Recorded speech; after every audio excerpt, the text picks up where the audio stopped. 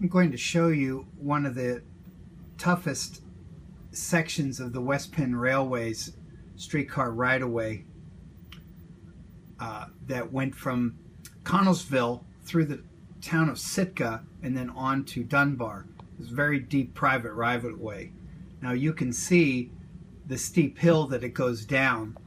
We're going to go into what it looks like today once we get to the bottom of this hill from this 1952 Rohrbeck film.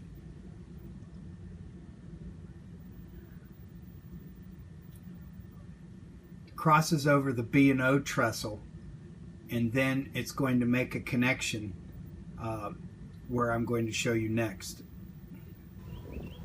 Looking the other way from where that video ends, the West Penn Railway is coming through Sitka, came down a steep hill, and then crossed several railroad lines, Pennsylvania Railroad, B&O, Western Maryland, heading into the town of Bowest.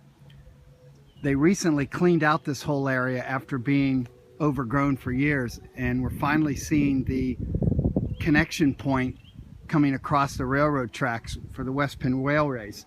Now what happened is it would straighten out and then go down along the railway line here up the way, and then it would cross back over and connect into Connellsville Street and on its way to Dunbar.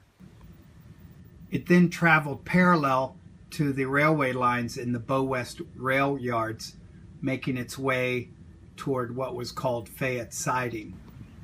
After riding parallel along the railway line for a while, it stepped down off of these abutments and the trestles went down to the ground level. You can see the concrete piers that are still left. And then it went up that way, and just before that crossing, it'll cut left to head up to Connellsville Street. There was another crossing that was made to get over the tracks, and then there would be a final crossing that would go into the abutment that's still there today. The final leg start to go back up again along the trestles that were supported by these piers. You can see them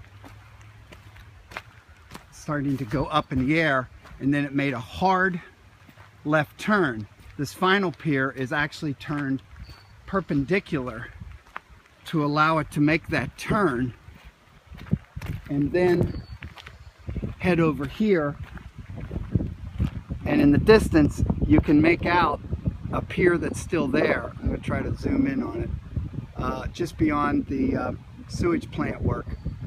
That's where the trestles connected to take it up to Connellsville Street and down into Dunbar. This is the last crossing that went over the Western Maryland railway lines, which is now the Great Allegheny Passage. This was heading on to Connellsville Street from here. This gives you a look at what the Bowest facility looked like just before closure in 1975.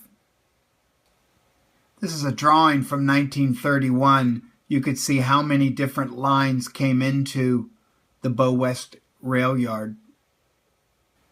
And then one final shot at the Bowest rail yard facility. As a final note, this is going to give you an idea how massive the Bowest rail yards were up to 1975, when the Western Maryland Railway stopped running in May of that year and ultimately became the Great Allegheny Passage. There's several crossings for railroads. I believe this is a Pennsylvania railroad that's been abandoned for years. There's only one live line running through here now, but look at all the crossings that aren't used anymore. Here's a second one.